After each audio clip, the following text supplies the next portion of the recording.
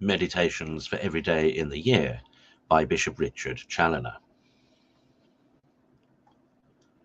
Tuesday after the second Sunday of Easter. On joining a distrust in ourselves with confidence in God. Consider first that in order to succeed in the spiritual warfare, an entire distrust in ourselves must go hand in hand with our confidence in God. For if we build in the least upon our own strength, we build upon a sandy bottom, and our house will certainly fall at the first shock of trial or temptation.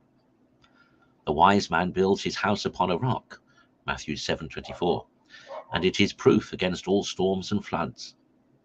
But the foolish man builds his house upon the sand, without a foundation, and when the rains fall, and the floods rise, and the winds blow, and beat against that house, it presently falls, and great is the fall thereof. He that entirely trusts in God, and not in himself, is a wise man, and builds upon a rock which can never fail him.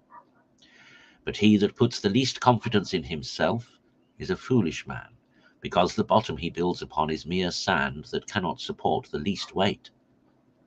Cursed is the man, saith the prophet Jeremiah 17 verse 5, that trusteth in man, and whose heart departeth from the Lord. Which curse falls upon all such as trust in the strength of their own resolutions, or in any power or ability of their own. They perfectly drive away from them the grace of God by their pride and presumption. Consider secondly, that as God's honour is engaged to stand by them that put their whole trust in him, and to assist them with his most powerful and effectual graces, so he is in a manner obliged to oppose and resist all such sacrilegious wretches as would rob him of his glory by ascribing any good to themselves, or expecting any good from themselves, or from their own strength. And are not all they guilty of this sacrilegious presumption, who, in their undertakings or resolutions, build upon themselves instead of building upon God, or at least divide their confidence between themselves and God, and so would make themselves partners at least in his glory? See, my soul, thou never be guilty of any such extravagance and madness.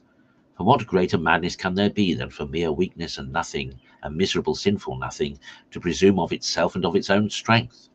What greater extravagance than for a man to put himself in the place of God, or to attribute to himself what can only be the work of God?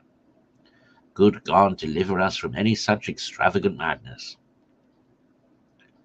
Consider thirdly, that one of the principal reasons why many Christians, that otherwise seem to be men of good will, make little or no progress in the way of God, and why numbers of others, after repeated confessions, and as they imagine strong purposes of renouncing their sinful habits, still return like dogs to the vomit by relapsing into the same sins, and too often die in their sins, is because they trust too much to themselves and to their own resolutions, and are not sufficiently divested of all self-confidence.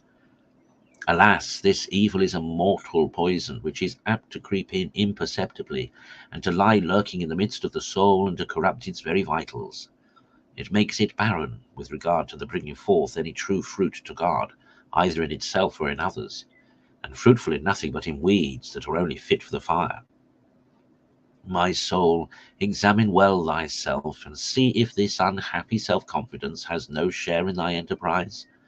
Are thy resolutions wholly built upon God's grace, to be sued for and obtained by humble prayer? Art thou practically and sensibly convinced of thy own nothingness, misery, and sinfulness, and that thou canst not make one step towards God but inasmuch as he shall help thee? Does no secret opinion of the strength of thy resolutions make thee rashly expose thyself to temptation? Oh, remember thou hast not half that virtue and love of God which St. Peter had, and yet, alas, a secret confidence in his own resolutions betrayed him into that grievous crime of denying his Lord. Conclude to hope for all good from God, to be ever mistrustful of thyself, and therefore, as the Apostle admonishes, to Work out thy salvation with fear and trembling.